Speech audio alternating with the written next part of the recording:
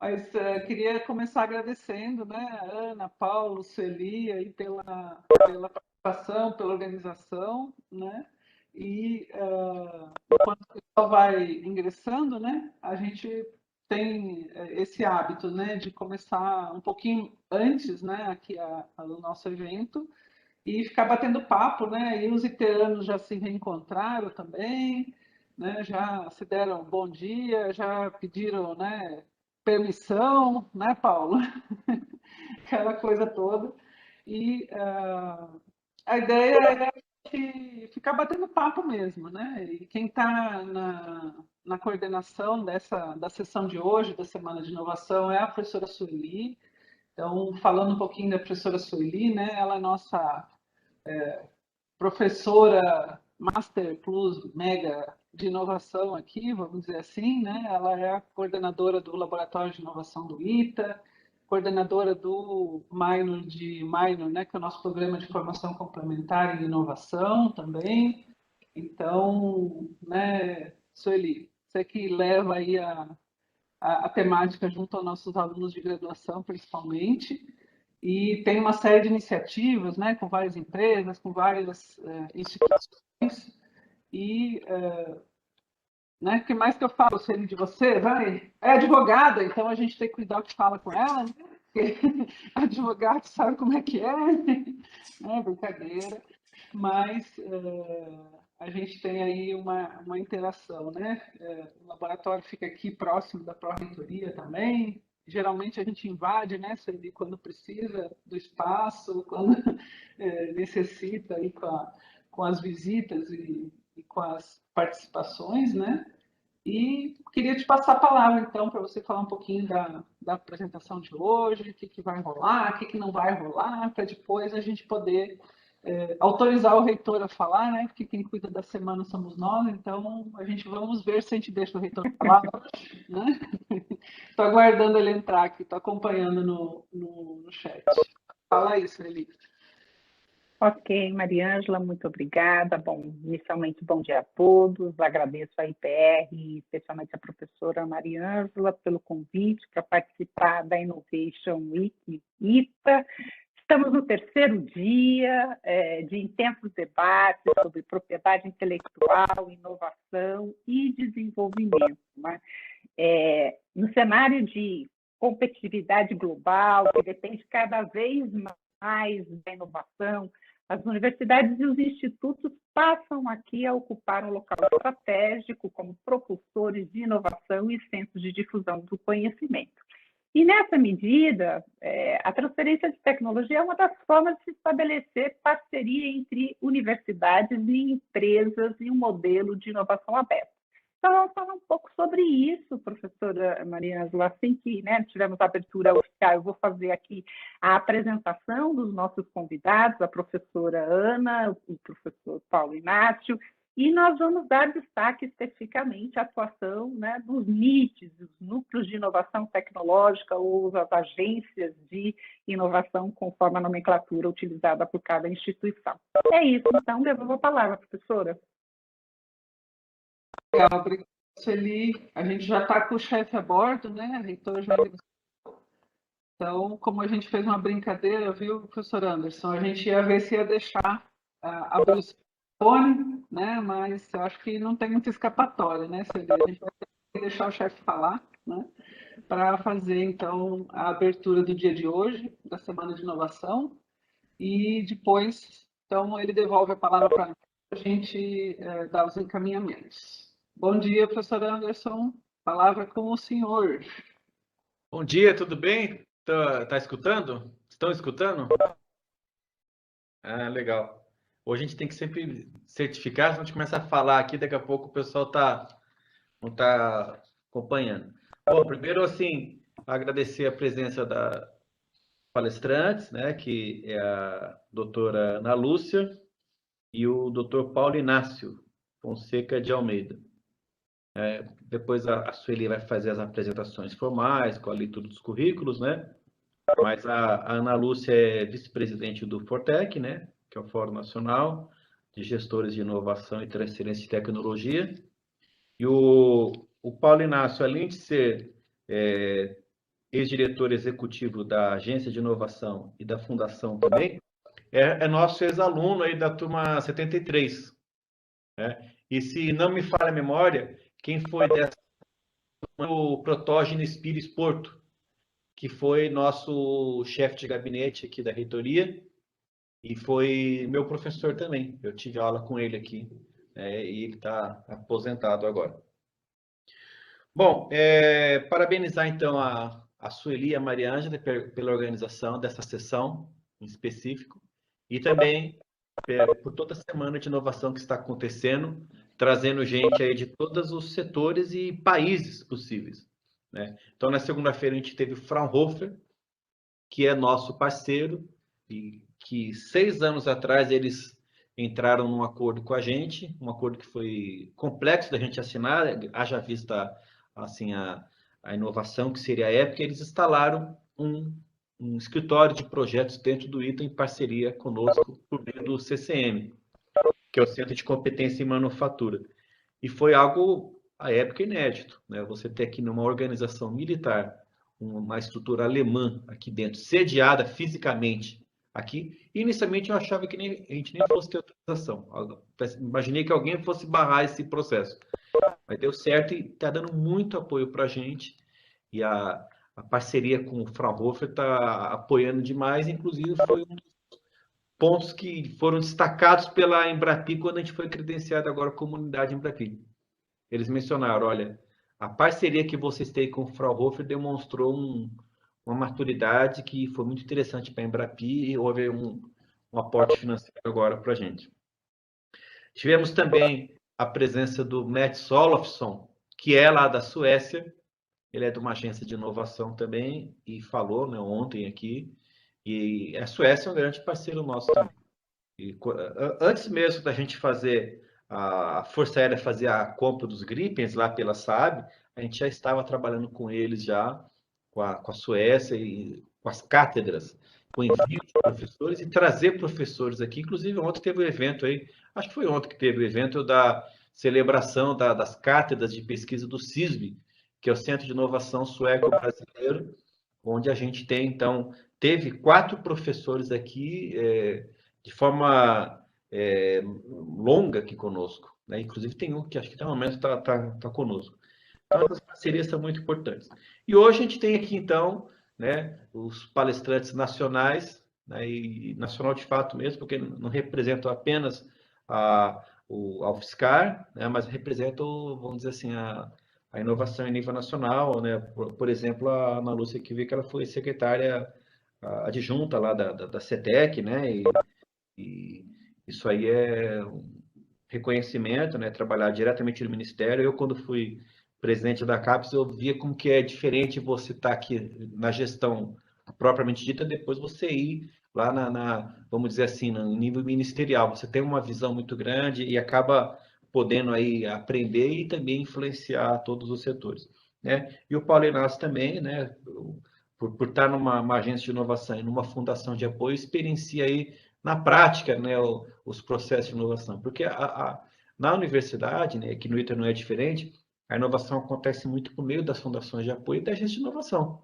Porque o professor sozinho ele não consegue ir longe, né, sem esses apoios institucionais. Individualmente, o professor consegue uma bolsa do CNPq, uma bolsa EPQ ou DT que seja, a bolsa de iniciação, faz um projeto na FAPESP, um auxílio regular, mas quando começam aqueles projetos que tem um TRL mais alto, ele precisa do apoio forte institucional, né? Interação com empresas, trazer uma patente, trazer um recurso relevante, você montar uma equipe, trazer gente internacional. Então, geralmente, são essas agências de inovação, que são as fundações de apoio, que dão esse respaldo para o professor, para o pesquisador, para os alunos conseguirem interagir, né? E é isso que falta muito no nosso país, né? A gente tem uma capacidade muito grande da pesquisa individual, mas a pesquisa tecnológica, a pesquisa da impacto social e a pesquisa que faz a indústria se desenvolver, ela tem que ter um apoio institucional, e aqui no ITA quem dá esse apoio é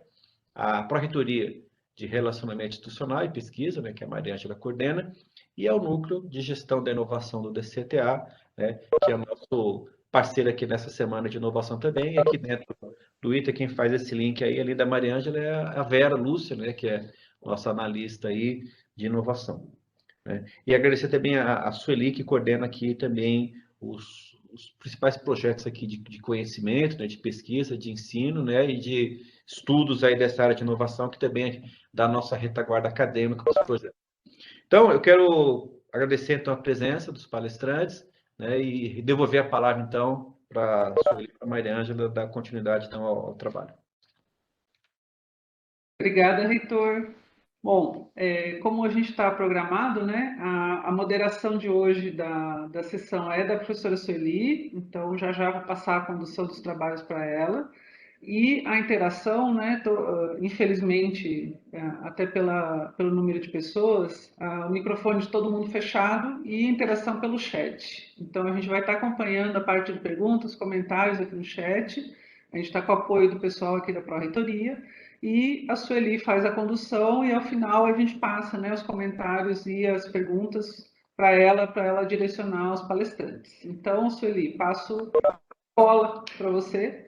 Obrigada, reitor. Obrigada, Ana. Obrigada, Paulo, pela participação. E eu vou estar aqui acompanhando nos bastidores, vamos dizer assim. Tá bom? Vai lá, Sueli. Obrigada, professora Maria Ângela, obrigada ao reitor pela abertura, né? Conforme expus anteriormente, nosso objetivo hoje é falar um pouco da relação universidade-empresa e, para isso, inevitavelmente, a gente tem que falar do papel estratégico dos MITs, né, que atuam dentro dessas universidades e institutos, operacionalizando esse processo de transferência de conhecimento.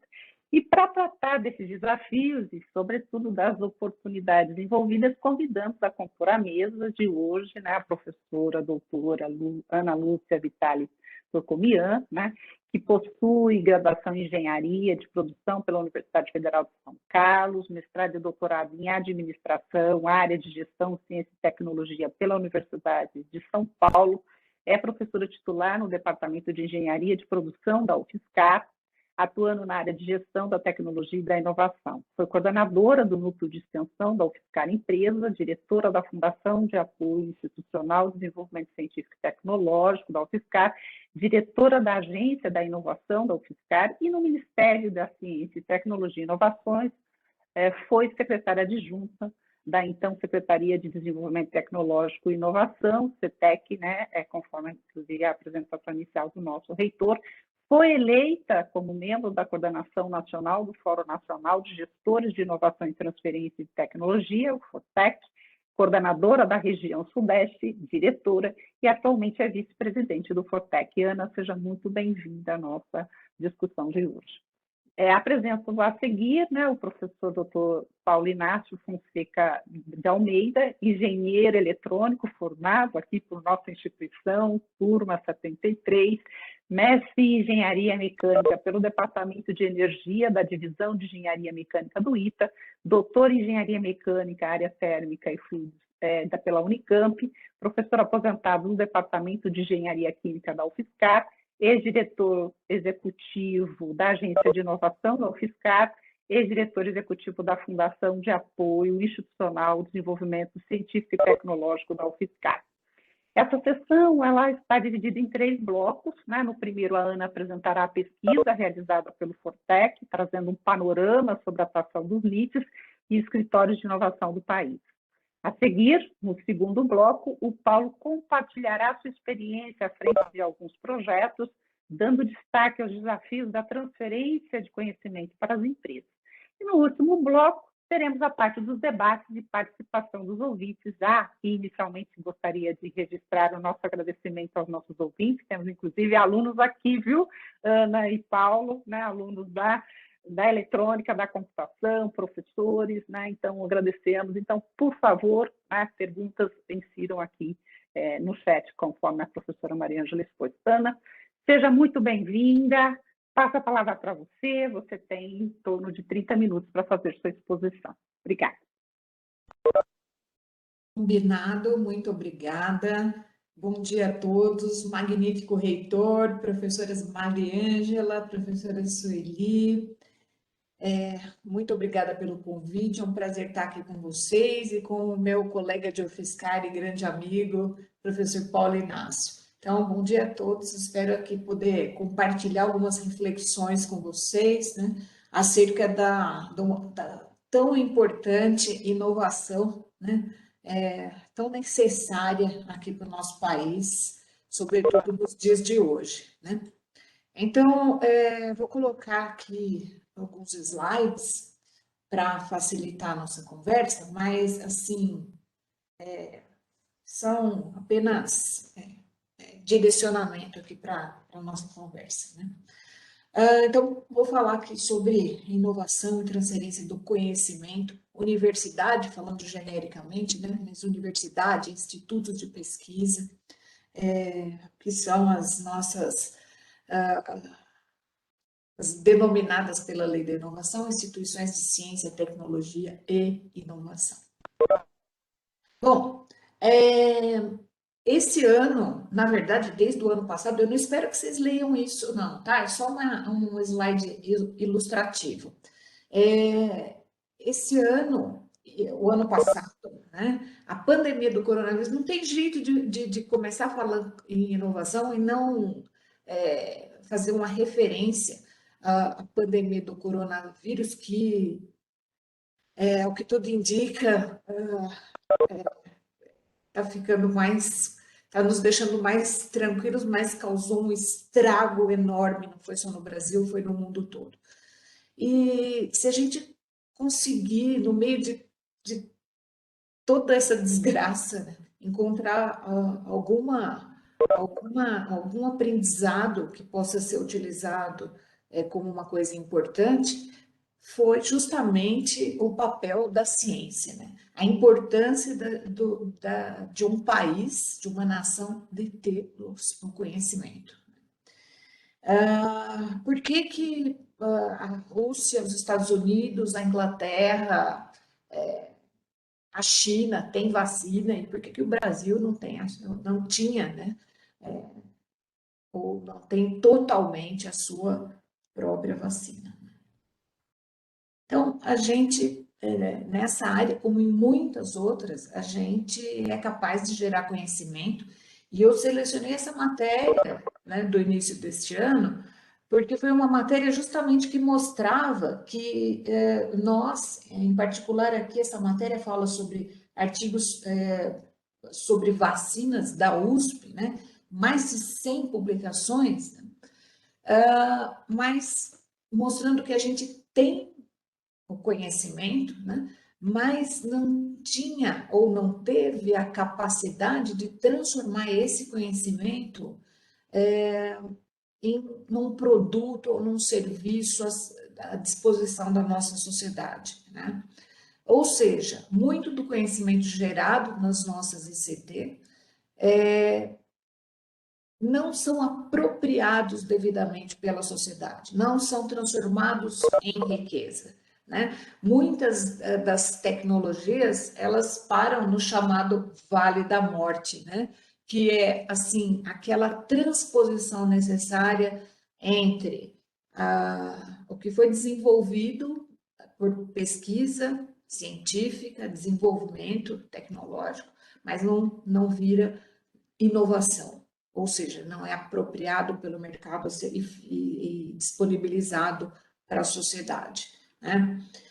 Então, o que queremos, né? A gente quer ser um país capaz de inovar, de colocar produtos e serviços e gerar riqueza, né? Então, a gente quer transformar esse conhecimento em riqueza. Conhecimento, a gente tem, né? Nós somos o 13º país no mundo, não é pouco, né, na contribuição científica, né? Isso geralmente é medido por artigos científicos, e esse conhecimento também é medido pelos programas de pós-graduação, né? Nossa formação de mestres e doutores, mas a gente, em termos de transformar isso em riqueza, a gente, há algum tempo isso já está identificado, né? Nós temos dificuldades, e uma proxy importante é a geração de patentes. Não quer dizer que toda patente vá virar inovação, mas se a gente puder pensar num meio caminho entre a geração do conhecimento e a apropriação pelo mercado, ou seja, a inovação, a patente é um meio no meio do caminho, né? E aí, se a gente for olhar como que nós estamos em termos de patente, o relatório mais recente do INPI, agora desse ano, foi publicado aí há pouco tempo, dos 20 maiores depositantes residentes, ou seja, né, com origem no Brasil, 17 são universidades, instituições públicas, né, universidades públicas. Né?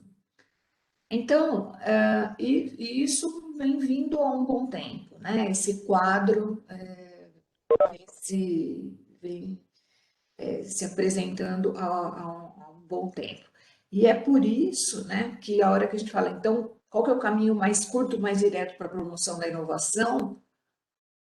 É a aproximação com empresas, né? A aproximação das nossas instituições de ciência, tecnologia e inovações, pela terminologia da lei da inovação, com empresas que já estejam no mercado, ou é o estímulo ao empreendedorismo inovador no interior dessas empresas, né? Dessas ICT. Né? É claro que a gente não pode perder de vista o papel primordial, né? O papel principal dessas instituições, que é formar pessoas e gerar conhecimento novo. Mas não tem sido possível escapar, nem deveria, né? Fugir dessa missão de contribuir para o desenvolvimento econômico daquela região, né? E, por conseguinte, do país, na qual a universidade, o Instituto de Pesquisa está localizado. Né? Então, uma nova atribuição aí, um novo, não é tão novo assim, né? Mas um papel importante também das nossas ICT, além dos originais, né? De formar pessoa ao qual depois foi incorporado o papel de gerar conhecimento. Bom, e foi tendo em vista esse contexto, né, que lá atrás, dezembro, né, nossa primeira versão da Lei da Inovação completa 17 anos, né, adolescente. Mas foi tendo em vista esse contexto, né, que lá há 17 anos a gente teve a nossa primeira Lei da Inovação, que justamente procurou estimular a inovação no ambiente produtivo nacional por meio da aproximação com universidades, com institutos de pesquisa. Né? E aí, bom, 17 anos depois, como é que está nosso país em termos de promoção da inovação? Né? Como é que está a nossa nação? Eu gosto muito de usar o Global Innovation Index, que é um relatório que abrange economias de mais de 130 países, né? E faz uma avaliação muito robusta para medir a capacidade inovativa de um país. Ele se baseia em 7 pilares, 5 são pilares dos chamados inputs, né? Que medem a capacidade de um país de gerar inovação. Então, os 5 pilares que medem inputs são as instituições, capital humano e pesquisa, a infraestrutura, sofisticação de mercado e sofisticação de negócio. Então, esses são os pilares de input. E tem 2 outros pilares que capturam os resultados da inovação, né? Então, são resultados de conhecimento e tecnologia e os chamados resultados criativos.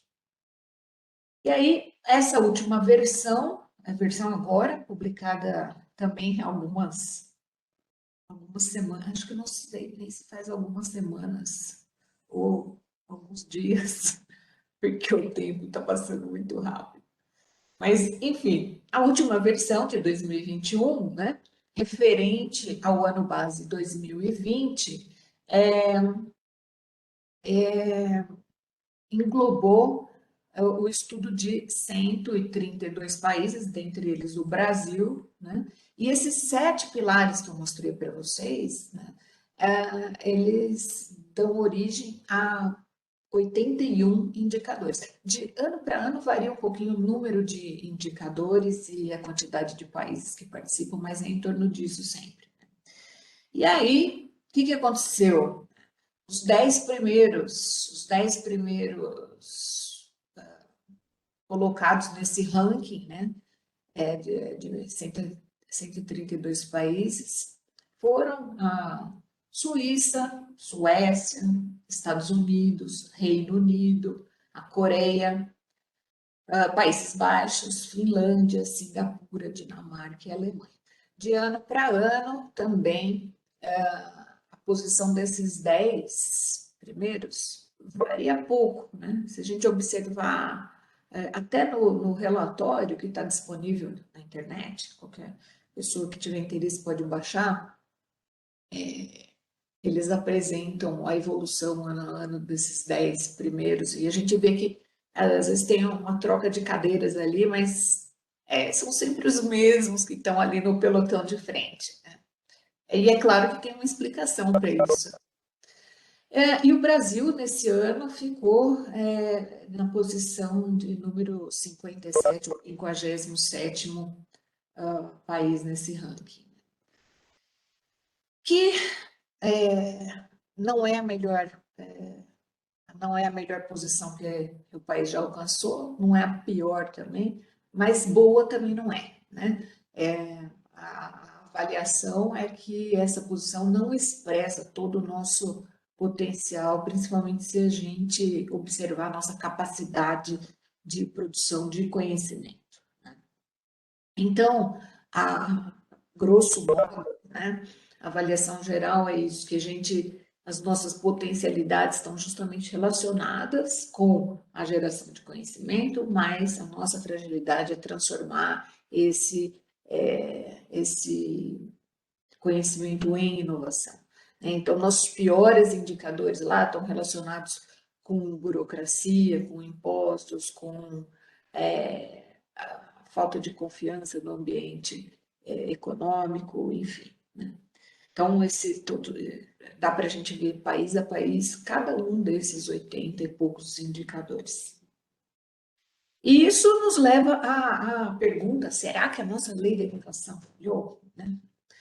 E, assim, a minha avaliação é que não, né? Ela não falhou. Ela de fato, foi um divisor de águas no país, né?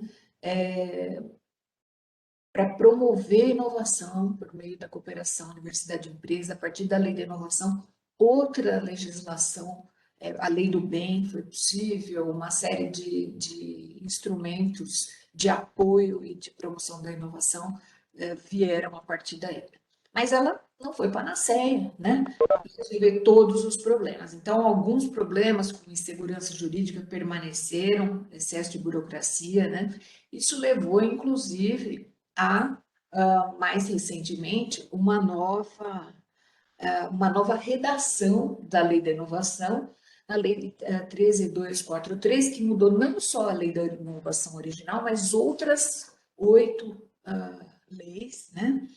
E que colocou para a AZCT a demanda, dentre outras coisas, uma demanda explícita, né? Acerca da sua política de inovação. Então, está lá que todas as ECT, né, devem ter a sua política de inovação e estabelecer uma série de diretrizes e objetivos relacionados à proteção da propriedade intelectual, à transferência da tecnologia, ao estímulo à criação de spin-offs, até a participação no capital social de empresas, enfim, né? São uma série, vários tópicos aí, reforçados depois pelo decreto de 2018, então relativamente recente, né, que regulamentou essa lei. Então, uma série de demandas foram colocadas para as ICT, né? E o agente, né, indutor, né, o animador em cada ICT deste movimento, né, são os NIT, os Núcleos de Inovação Tecnológica. Né? Quando da primeira Lei da Inovação de 2004, né, já foi determinado que cada ICT tivesse o seu NIT, né, com as diferentes denominações que esses NIT possuem, né? Então, em algumas universidades, eles são chamados agência de inovação, centro de transferência de tecnologia, núcleos de inovação tecnológica mesmo, ou como vocês têm o núcleo de gestão da inovação, né, no DCTA. Enfim, então, em cada instituição, algumas já, inclusive, já tinham essa estrutura na forma de escritório de transferência de tecnologia, né, e outras não, e quem não tinha teve que criar. E aí a lei mais recente, né, ela, inclusive, ela fortaleceu esses NIT em termos de responsabilidades, né? Ela ampliou o papel dos NIT em termos de responsabilidade, né? Uma vez que a política de inovação, é claro que ela deve ocorrer, ela deve ser definida nas instâncias superiores da universidade, né? E o NIT tem um papel fundamental de participar ativamente na implementação dessas políticas. Então, assim, em termos gerais, o que a gente tem? Né? Um resumo do que a gente falou até aqui, né? A gente tem as universidades com esse papel de formar pessoas e gerar conhecimento, né? Isso é uma via de mão dupla, que à medida que a universidade dá essa contribuição para a sociedade, ela também se fortalece, retroalimenta a sua capacidade de gerar conhecimento, né? Então, são vias de mão dupla. E aí a gente tem a estrutura do Núcleo de Inovação Tecnológica como uma importante interface com a sociedade, em particular com empresas já instaladas, né? Principalmente que buscam inovação, que já são inovadoras ou que querem ser inovadoras, ou com novas empresas, né? Que esses NIT devem estimular para que isso consista um outro canal de transbordamento da tecnologia, do conhecimento gerado na sua instituição. E para isso a gente tem uma série de estruturas também, né, que fazem parte do ecossistema de inovação, como incubadoras, aceleradoras, centros de inovação, coworkings, né, voltados aqui para os novos empreendimentos, e os parques tecnológicos que abrangem não só os novos empreendimentos, incluindo as próprias incubadoras e coworkings, mas também empresas já instaladas. Então, esse é o nosso ecossistema de inovação, é o que a gente quer estimular, e o papel do NIT é central nesse contexto. Né? Tendo isso em vista, em 2006, o Fortec foi criado. O Fortec é um Fórum Nacional dos Gestores de Inovação e Transferência de Tecnologia, que foi criado justamente a partir dessa demanda de que todas as ICT tivessem o seu NIT, como uma forma de permitir o compartilhamento de boas práticas, de contribuir para que esses NIT pudessem desempenhar o seu papel da melhor maneira. Né?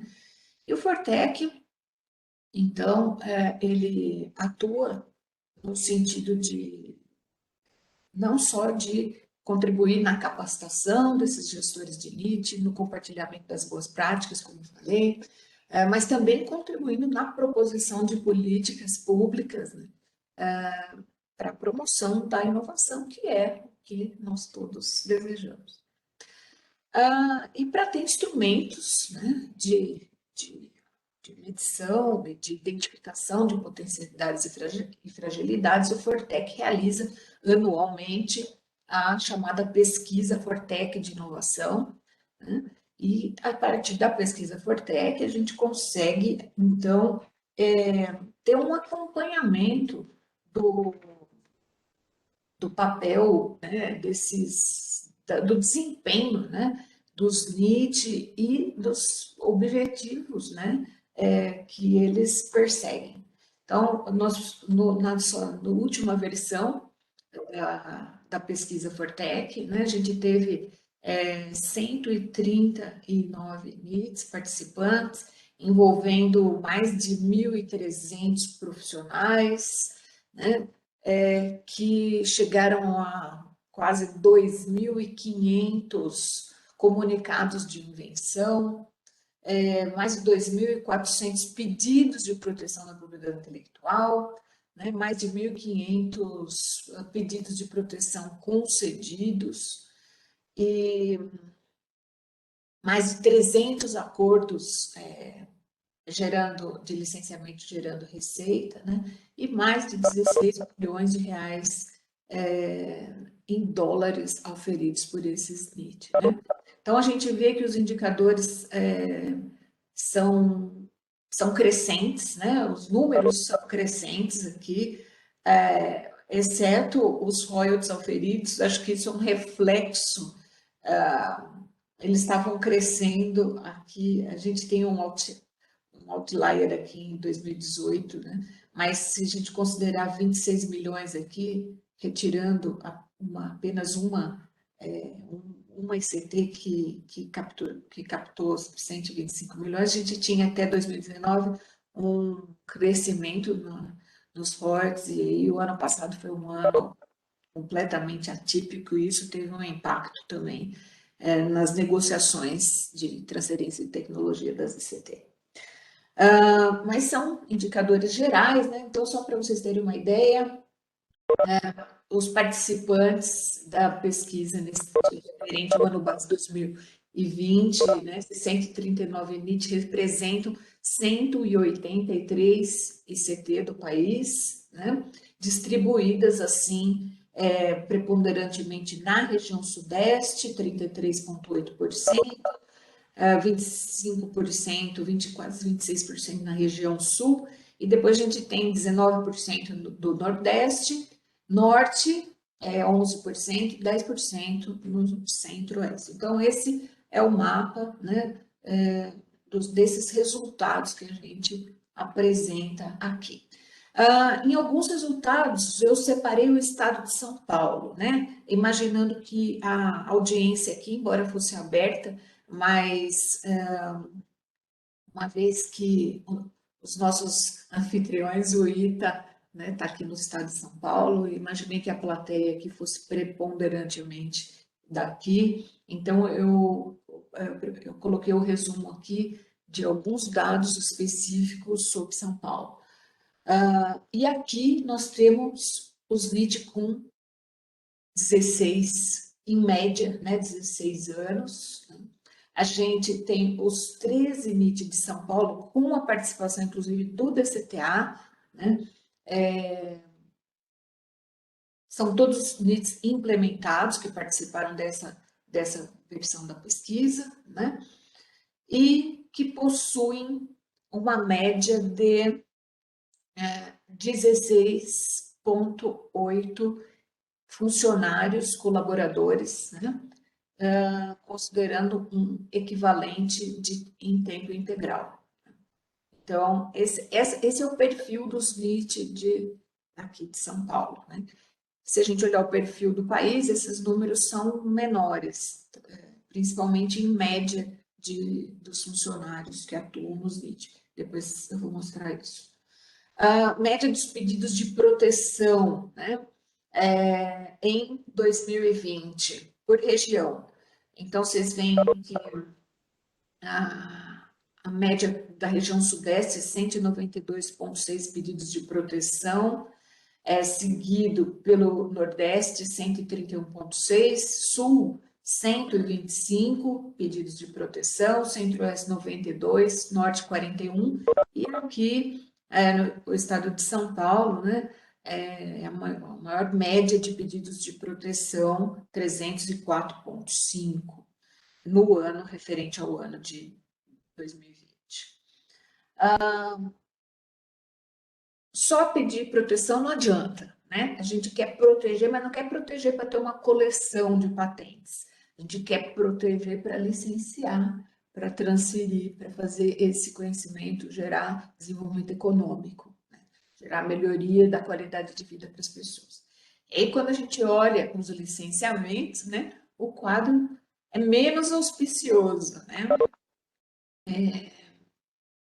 Apenas 62%, 62 dos 139 respondentes tinham contratos de licenciamento vigentes em 2020, né?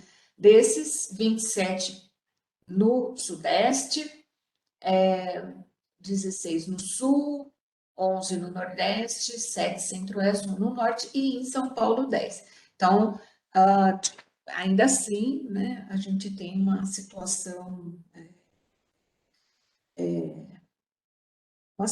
de destaque em São Paulo, mas também temos um alerta que mesmo em São Paulo a gente tem NITs sem licenciamento, né?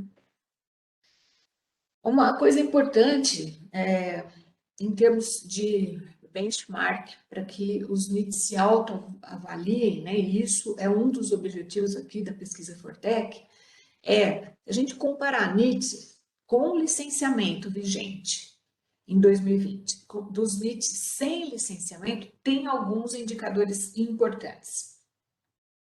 Os NITs com licenciamento, eles são mais antigos, eles têm mais colaboradores, eles passaram por mais treinamentos, eles participam mais de redes, como o Fortec, por exemplo. Eles têm uma carteira de ativos de propriedade intelectual bem mais ampla, não tem diferença significativa entre os respondentes públicos, né? Eles terceirizam mais os serviços de proteção da PI e também usam mais serviços terceirizados, né, no apoio à transferência. Empresas spin-off, 14 NIT criaram 130 novas spin-off em 2020, né? 31, isso aqui é em âmbito nacional, tá? 31 criaram 1.831 spin-offs. Então, a gente vê que a criação, o estímulo à criação de spin-offs ainda está muito concentrada em poucos NIT. Em São Paulo, foram criadas 81 spin-offs em 2020, né? Mas isso também está concentrado em poucos NIT, né?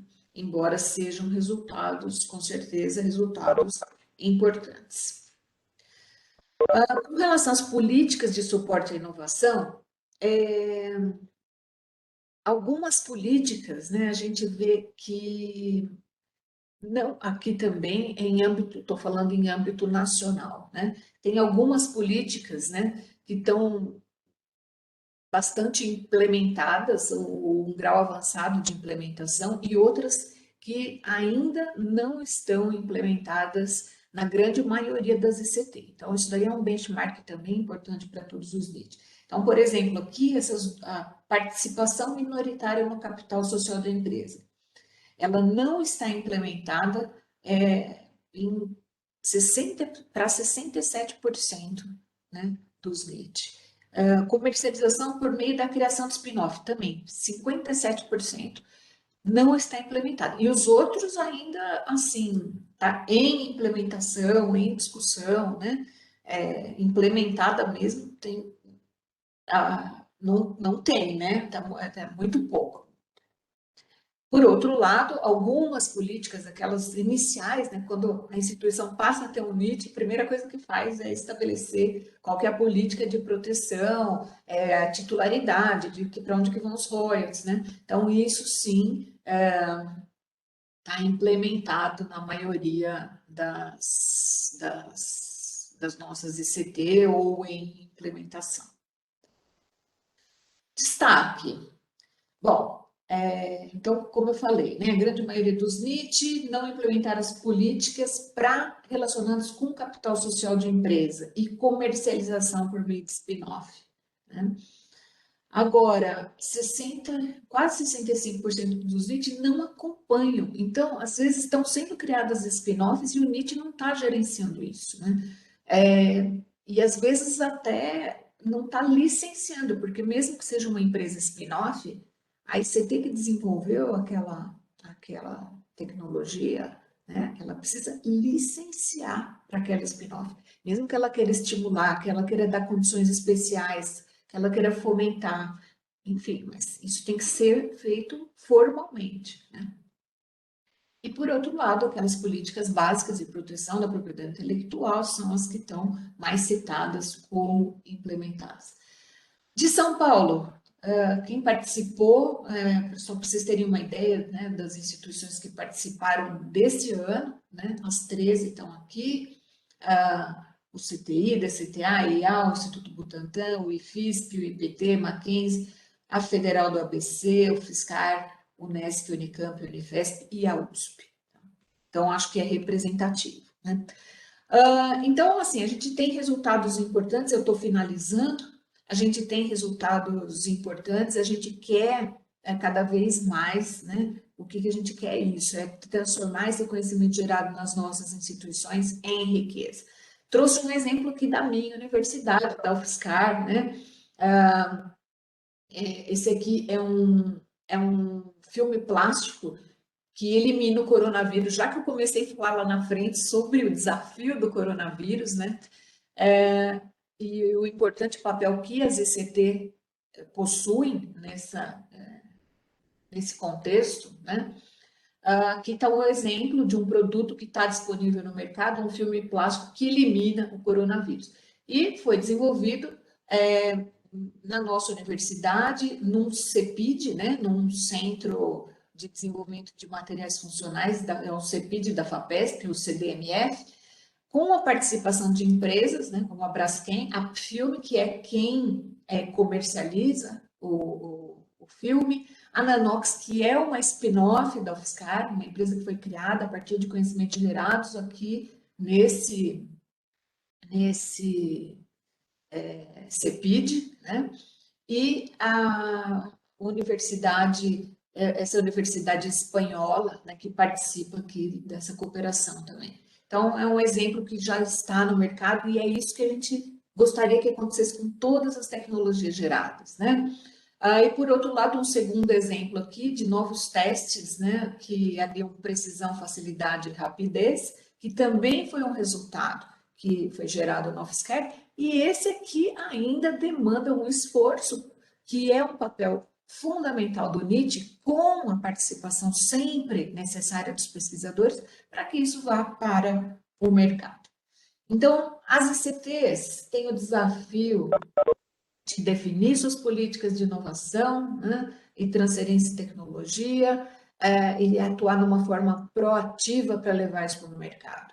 A gente precisa que empresas no mercado ampliem sua capacidade de absorção, invistam em P&D para que essa cooperação funcione, né? E, por outro lado, a gente precisa que o país, né, que o governo, continue a investir em ciência, tecnologia e inovação, porque isso em qualquer lugar do mundo, sem o investimento governamental, não há autonomia, não há soberania nacional, né?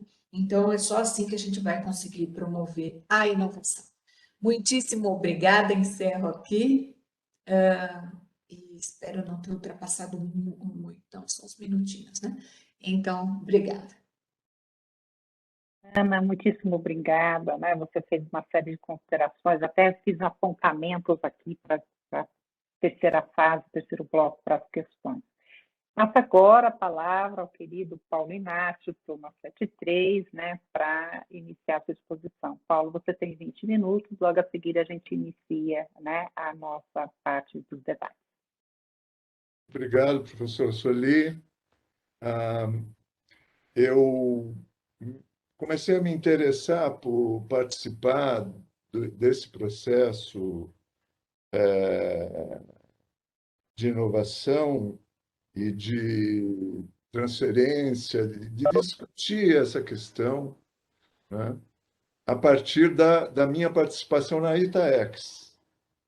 Em 2020, eu fui convidado para ser o ponto focal da minha turma, da turma 73, e me aproximei das mudanças que estão ocorrendo no ITA em relação ao processo de ensino, ao o processo de ensino-aprendizagem, né, do ITA, essa atualização, essa modernização que está ocorrendo atualmente no ITA, que a pandemia de 2020 provocou mudanças, inclusive na maneira de contactar os alunos, de ensinar, né?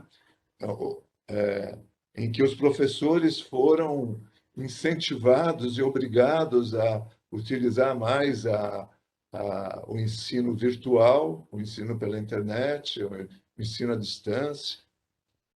A ITAEX teve um papel extremamente importante em viabilizar essas atividades, esses projetos que os professores propuseram, em que viabilizaram a continuidade e a excelência que o ensino no ITA sempre teve, né? E isso, a minha entrada, ela traz uma característica para a ITAEX, que eu vejo como diferente, né?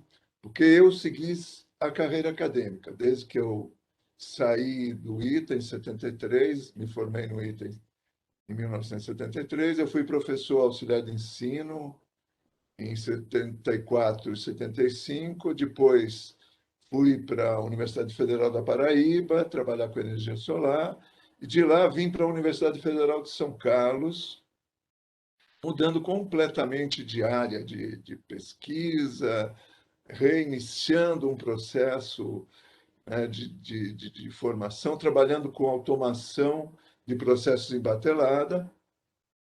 Dentro da engenharia química, não tinha engenharia eletrônica, não tinha engenharia mecânica na UFSCar, e eu fui parar na engenharia química, iniciando um processo, uma linha nova no ensino, na pesquisa, da automação de processos em batelada.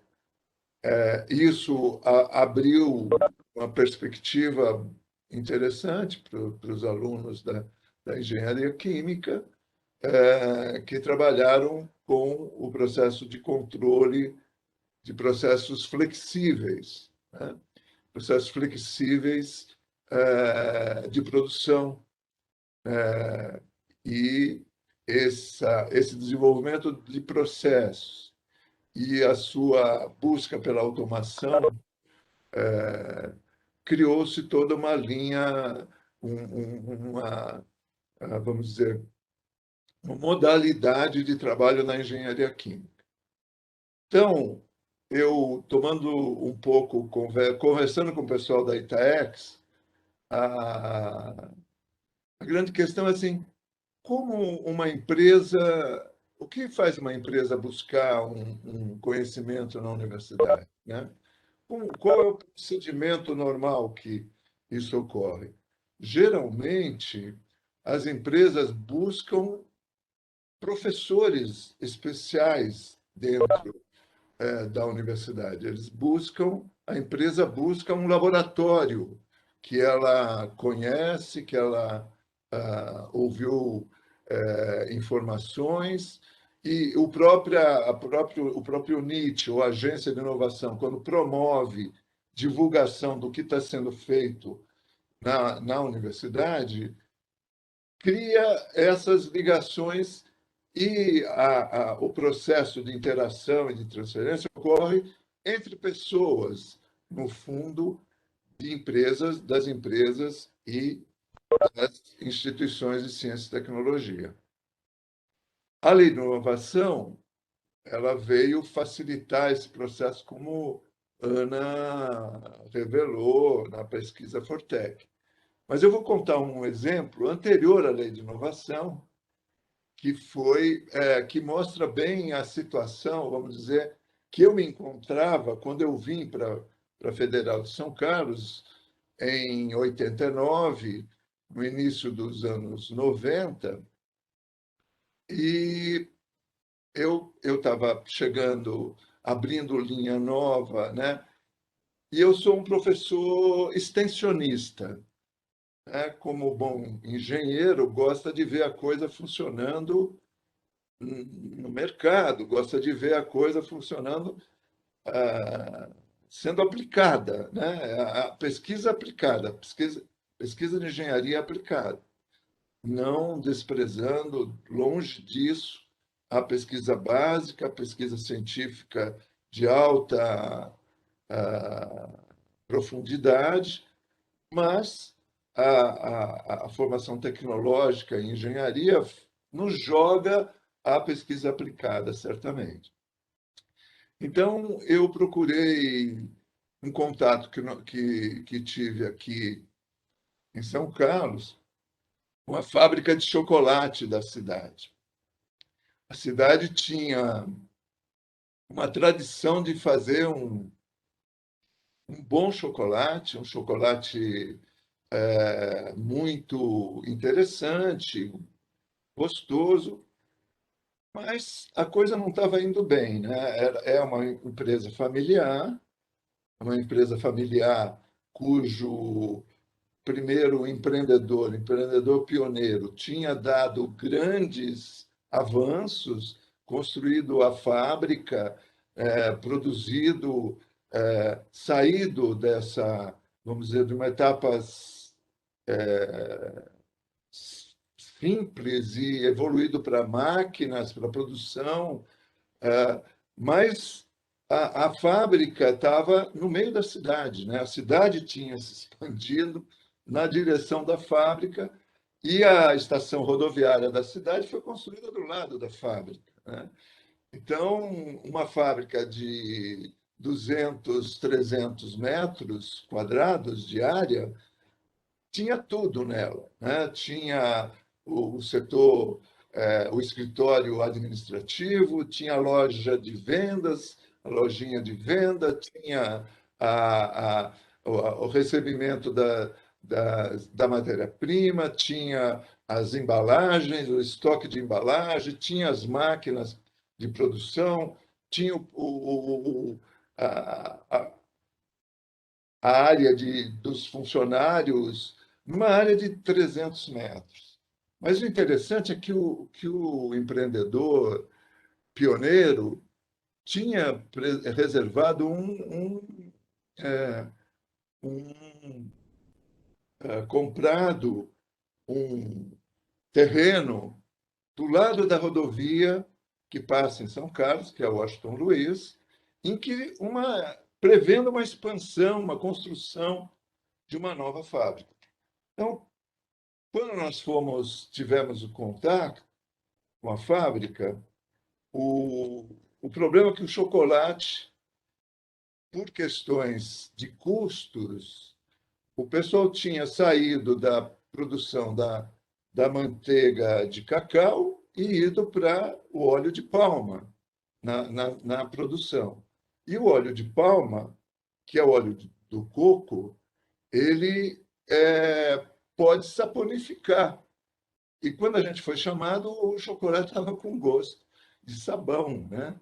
E tinha a produção tinha piorado, né? A condução da segunda geração da família não tinha conseguido manter as qualidades do empreendedor pioneiro que já havia falecido quando nós acessamos a fábrica. Aí a ideia foi, através do PIP, né, da FAPESP, que é um programa que é o programa de inovação em pequenas empresas da FAPESP, uma concessão de um grant, né, de um recurso para o pesquisador, e eu pude fazer o contato envolvendo 3 grupos do lado da academia. O grupo de pesquisa em automação e desenvolvimento de processos em batelada da engenharia química, o laboratório de projeto do trabalho e de instalações industriais do Departamento de Engenharia de Produção da UFSCar, e o Centro de Tecnologia de Cereais e Chocolate, o Cereal Chocotec, do ITAL de Campinas, do Instituto Tecnológico de Alimentos de Campinas. Esses 3 grupos, pelo lado da academia, desenvolveram o projeto chamado Fabricação Flexível de Chocolates e Inovação da Linha Básica de Produtos. Então, esse projeto permitia que você trabalhasse a questão gerencial da fábrica para melhorar e para organizar o processo de produção, projetasse uma nova fábrica, né, prevendo a nova proposta, e introduzisse novos produtos, né? Melhorasse o produto básico, a linha básica, de chocolate branco, chocolate ao leite e chocolate amargo. O Itaú, na sua formulação, trabalhou na formulação da linha básica de produto, voltando a utilizar uma produção mais nobre com manteiga de cacau, né? E propusemos, então, 4 novos produtos. Um deles já existia no mercado. Os outros não existiam no mercado naquele momento. São chocolates funcionais, né? Chocolate diet, chocolate sem açúcar, ele já existia. Mas os outros 3, chocolate orgânico, chocolate fortificado e o chocolate sem sacarose, eram novidades que dariam uma certa vantagem para a empresa que poderia estar lançando esses produtos no mercado. Muito bem, então eu vou compartilhar com vocês um pouco o resultado final, depois, vamos dizer, de 10 anos 10 anos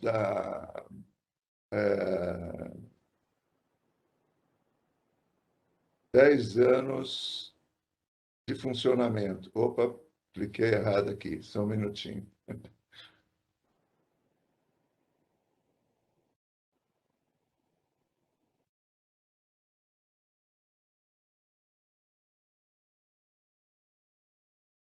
Oi. Opa, também cliquei errado, tá feia a coisa.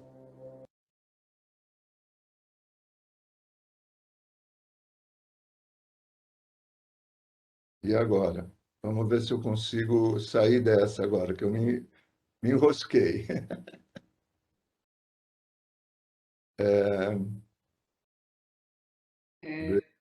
Escapar, Isso. Parar o compartilhamento. parar o compartilhamento. Aí, Não, eu já voltei para a tela. tela correta? Agora eu tô voltando na tela correta. Deixa eu ver se eu consigo. Opa, opa, opa.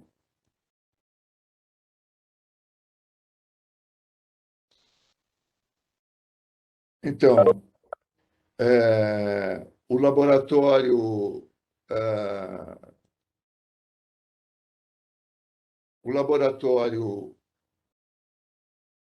um dos laboratórios estudava a ergonomia do trabalho, projetou a fábrica nova e nós conseguimos fazer as mudanças, ter o projeto aprovado. Eu não estou conseguindo aqui mostrar o que eu estava querendo, mas a ideia é que, do ponto de vista da academia, ele foi,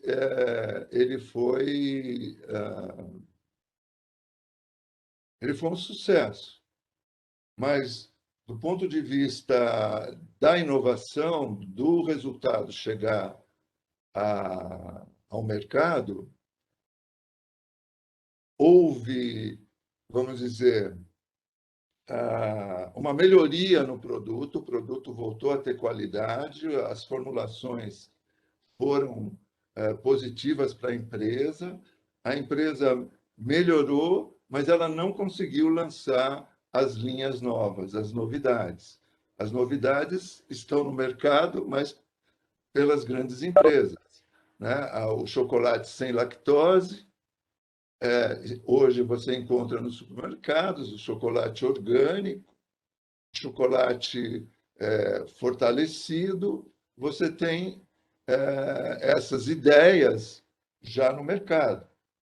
Mas a empresa não conseguiu se desenvolver, não conseguiu sucesso na continuidade do processo. Isso há 20 anos atrás.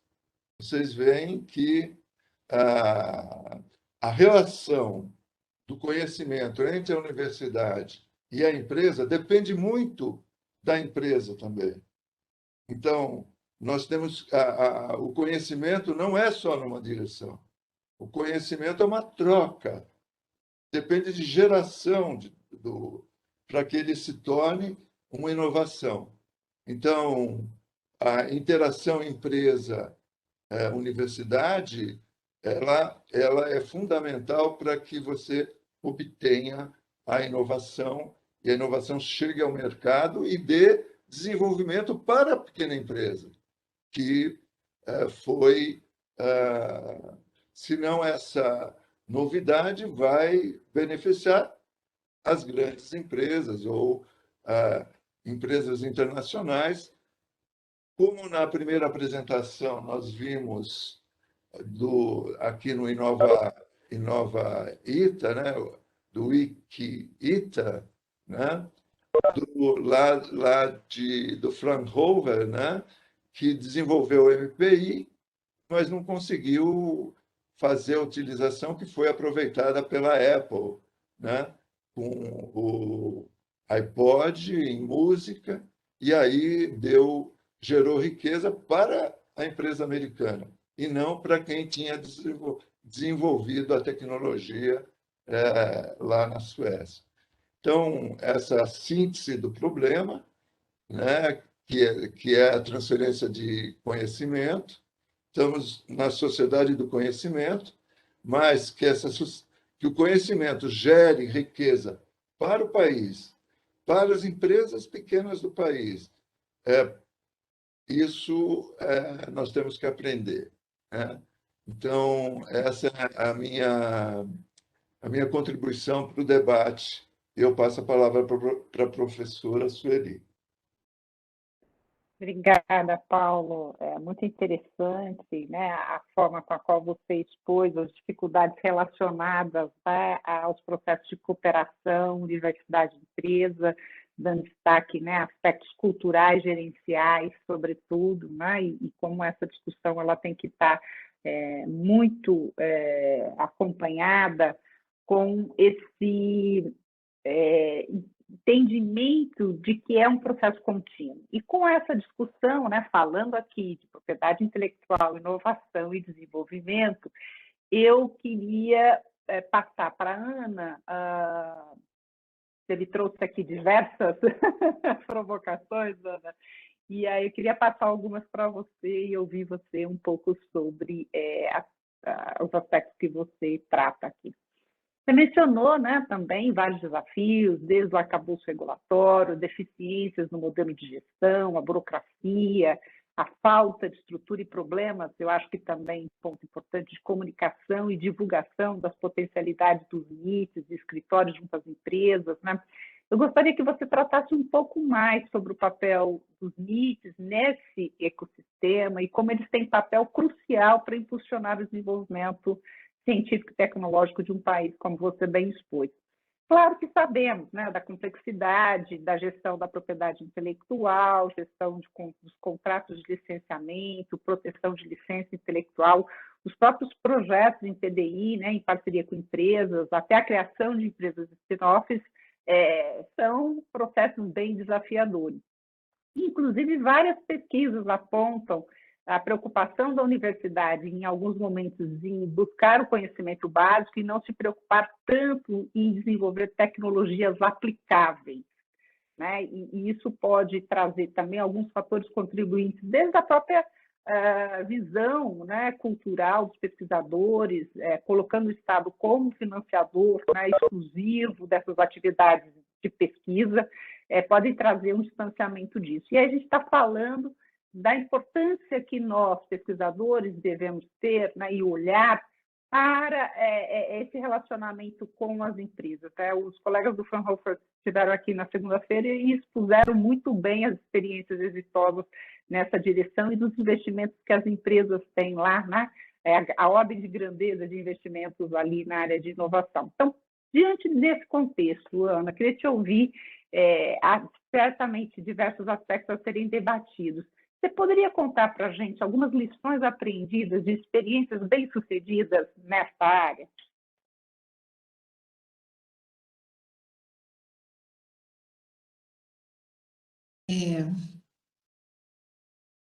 Bom, Sueli, eu te agradeço pelas perguntas, mas eu vou tentar, assim, dava para fazer outra palestra aqui com você, né? Porque você tocou em pontos muito importantes, muito sensíveis, né? E que realmente daria para a gente falar, discutir bastante aqui sobre eles. Acho que a primeira coisa, a gente pode começar falando pela importância da ciência básica, né? Acho que às vezes, há uma conotação equivocada quando a gente fala da importância da aproximação, da importância da universidade com o mercado, que muitas vezes isso é interpretado como um juízo de valor, né?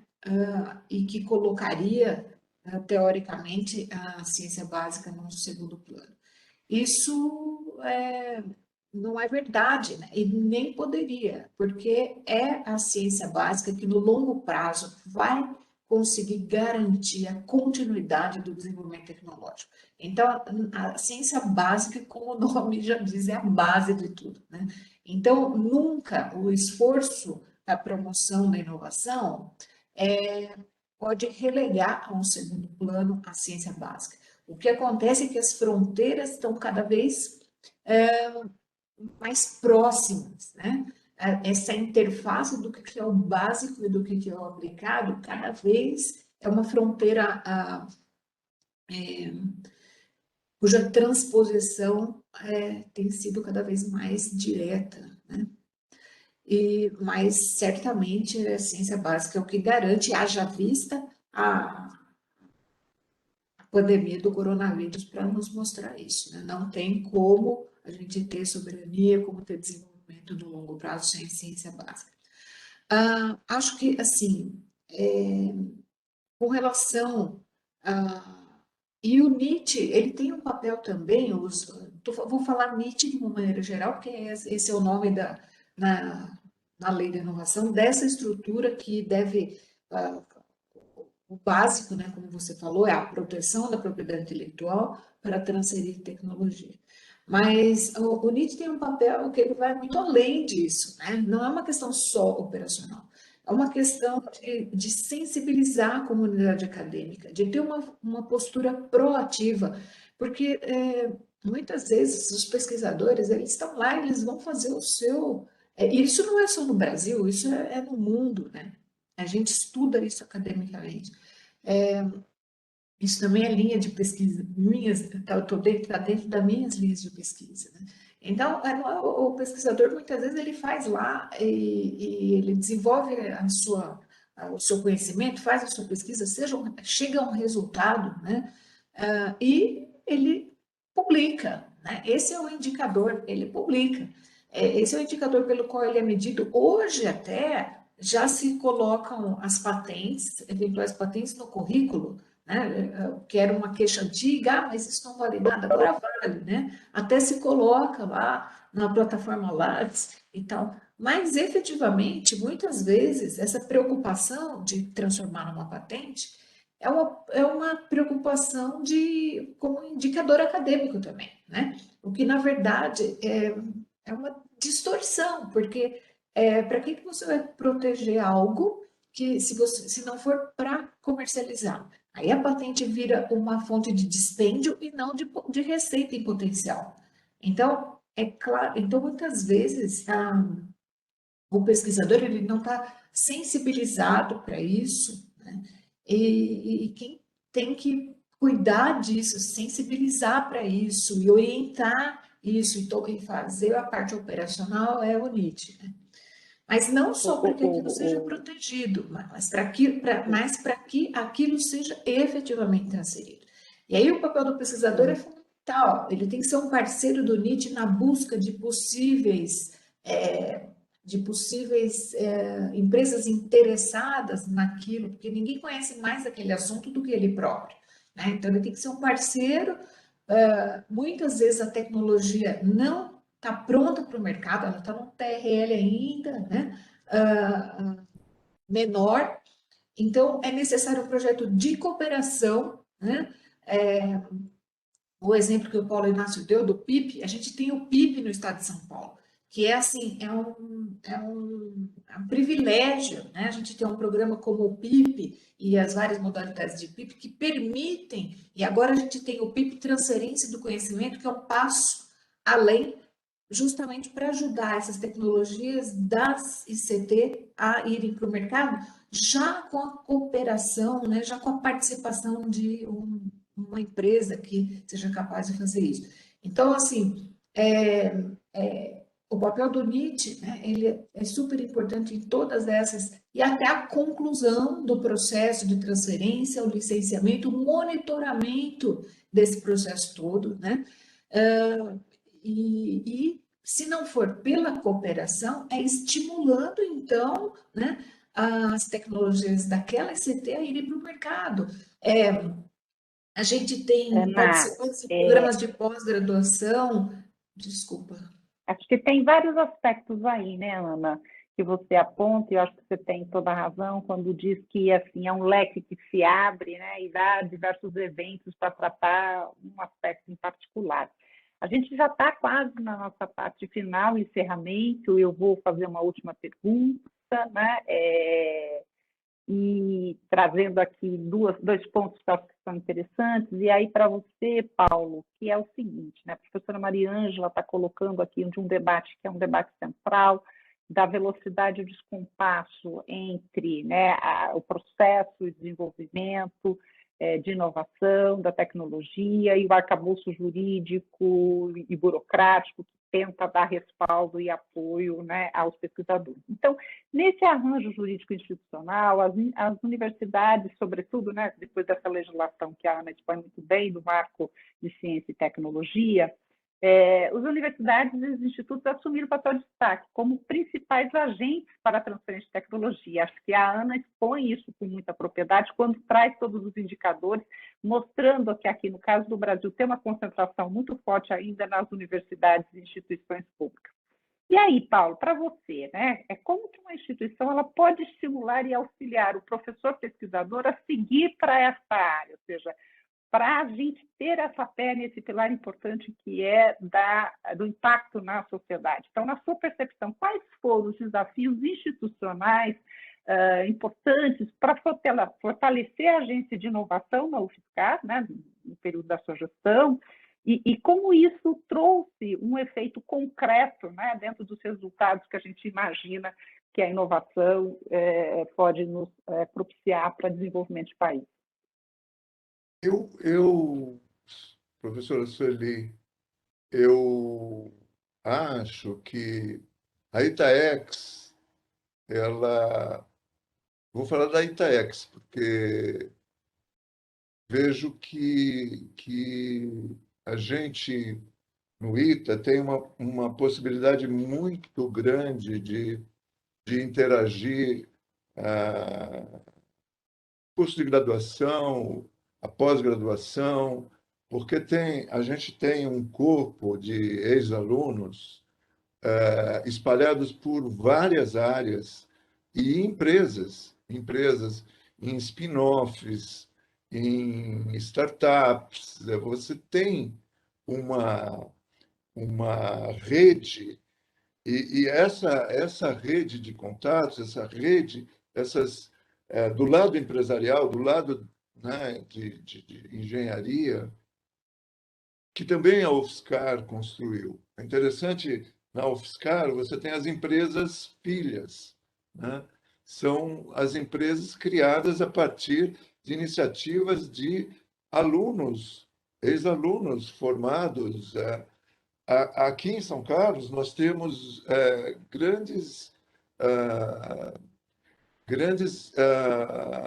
empresas tecnológicas de alta tecnologia, nascidas ou da USP, né, do Instituto de Física da USP, por exemplo, a ótica, a empresa de ótica foi a empresa que fez a câmera do satélite brasileiro, né, a Optus, que é uma empresa nascida de uma spin-off do Instituto de Física da USP. Nós temos, a partir do CEPI de materiais, na UFSCar, várias empresas que, por exemplo, como mostrou a Ana, estão produzindo inovação, lançando no mercado o plástico, o teste rápido para a Covid. Então, há essa relação parte de um processo de organização da agência de inovação.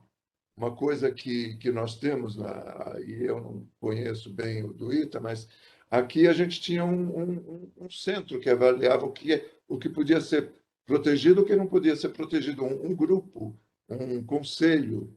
Esse conselho, dentro da agência de inovação, com professores de diferentes áreas, decidia pela proteção ou não proteção daquela proposta. Então, acho que cada instituição vai ter que encontrar o seu mecanismo.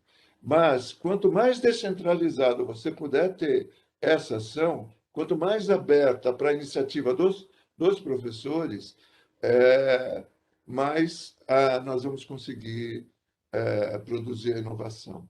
E nos relacionarmos, como diz a Ana, a importância do professor com a empresa. No ITA especial, você tem as empresas dos ex-alunos, né? E no ITA tem uma coisa chamada disciplina consciente, que é você confiar, né, para que essa relação seja uma relação de ganha-ganha, né, de ambas as partes.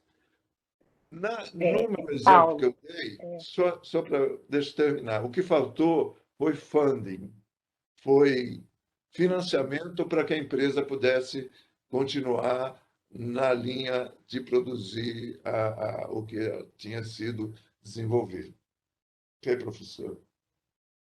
Obrigada, Paulo. Assim, com certeza, né, a gente já está no nosso radar essa política de egresso, né, professora Mariângela, e essa aproximação com os nossos ex-alunos e a rede do que isso representa, não só para a instituição, mas inclusive para o país. Né? Acreditamos que formamos líderes, né, e lideranças importantes que ocupam espaços estratégicos que pensam o país.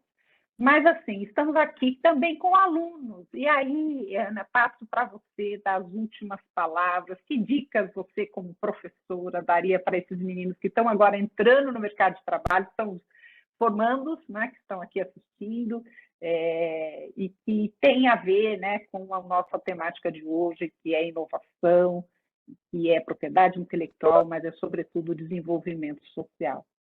Vamos lá. Bom, a minha dica para esses alunos é a dica que eu dou para meus alunos da disciplina de empreendedorismo, principalmente. Eu dou, na graduação, eu dou as disciplinas de empreendedorismo e na pós-graduação de gestão da tecnologia e da inovação. E a minha dica é o seguinte: participem de tudo. Participem de empresa júnior, participem de PET, participem de atlética, tudo que vocês puderem. Aqui a gente tem a Enactus, não sei se vocês têm aí também, que é né? Então, assim, participem de tudo, porque para além do aprendizado da sala de aula, tem um aprendizado que só é proporcionado por vocês colocarem a mão na massa e se envolver com os assuntos, né? Então, esse comportamento empreendedor é o que a gente precisa para, com esse amadurecimento, né? Isso vai contribuir para esse processo de levar esse conhecimento para o mercado, né? A gente precisa do comportamento empreendedor voltado para as tecnologias de ponta, né? Então, envolvam-se em projetos de extensão, em projetos de pesquisa, né? Participem de tudo que vocês puderem para além das salas de aula, né? E se capacitem e saibam, né, que vocês podem ser o motor dessa transformação que a nossa sociedade precisa. Obrigada, então, Ana. Professora Mariângela, né? Estamos agora na parte final do nosso encontro de hoje, falamos de várias coisas, né? Das possibilidades, das trilhas de conhecimento que dizem respeito a esse ecossistema de empreendedorismo e inovação. Trouxemos aqui, né, algumas informações importantes para a gente entender, né, o nosso relacionamento com os professores e pesquisadores, sobretudo o IPR, que tem um papel central nessa direção. Passa agora, então, né, a palavra para a senhora para fazer o encerramento do nosso evento, agradecendo imensamente Paulo e Ana, né, pelos belos, né, esclarecimentos que aqui prestaram. Pois não, professora? Bom, para encerrar, queria agradecer, então, como a professora Sueli comentou muito, a participação de vocês dois, professora Ana, professor Paulo.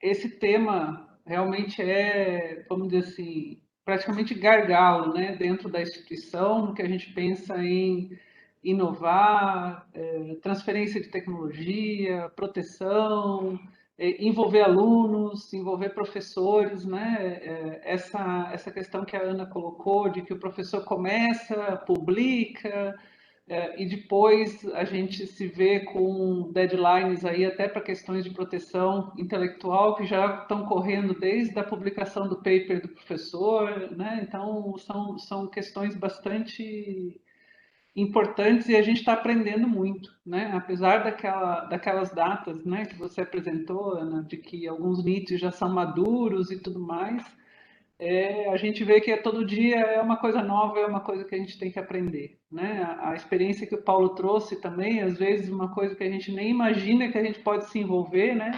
Acaba se envolvendo com os professores. Eu acho que a pandemia trouxe essa realidade para dentro, por exemplo, do ITA, né? Itaex ajudou muito, mas a gente teve surpresas, né? A gente teve demandas internas aqui, os professores sendo procurados para desenvolvimentos que a gente pensou que a pandemia para o ITA ia ser uma coisa praticamente zerada de captação de projetos e tudo mais, e no fim, né, nosso laboratório de plasma, pessoal da bioengenharia, super acionados para desenvolvimento na área de tecnologias e a gente tinha uma visão completamente diferente, né? Que a gente fosse parar no tempo, vamos dizer assim, no ano de 2020. Então, eu sei que é um tema, né, eu sou suspeita, né, muito dinâmico, né, e a minha colocação foi justamente nesse sentido. Muitas vezes a gente está amarrado pelas questões de legislação, pelas questões burocráticas, né, e fica pendurado, né, na demanda da empresa ou na demanda até das agências de fomento, né, pela velocidade com que eles querem que a coisa aconteça. Mas, assim, eu acho que a gente vem num crescendo na Semana de Engenharia. Amanhã a gente vai falar justamente sobre proteção de propriedade intelectual, né? Então, acabou sendo uma boa introdução, né? Achei que não fosse fazer a propaganda, viu, Maria Ângela? Já tinha que fazer a propaganda. Né? Amanhã a gente tem o INPI com a gente, né? Para falar justamente de propriedade intelectual. Tem um workshop de redação de patentes. Então, veio bem a calhar, né, a organização aí, a proposta da professora Sueli de trazer vocês aí para participar da nossa Semana de Inovação. Então, para encerrar, queria agradecer muito, né, a Ana, o Paulo pela participação, a professora Sueli pela coordenação, né, aos nossos ouvintes e participantes aí, e convidar todos para amanhã e também para as próximas atividades aí de tanto do Fortec, né, que toda hora tem alguma coisa acontecendo, quanto da nossa aqui Semana de Inovação, tá bom? Então, bom dia a todos e até amanhã. Parabéns. Opa, obrigada. Tá joia.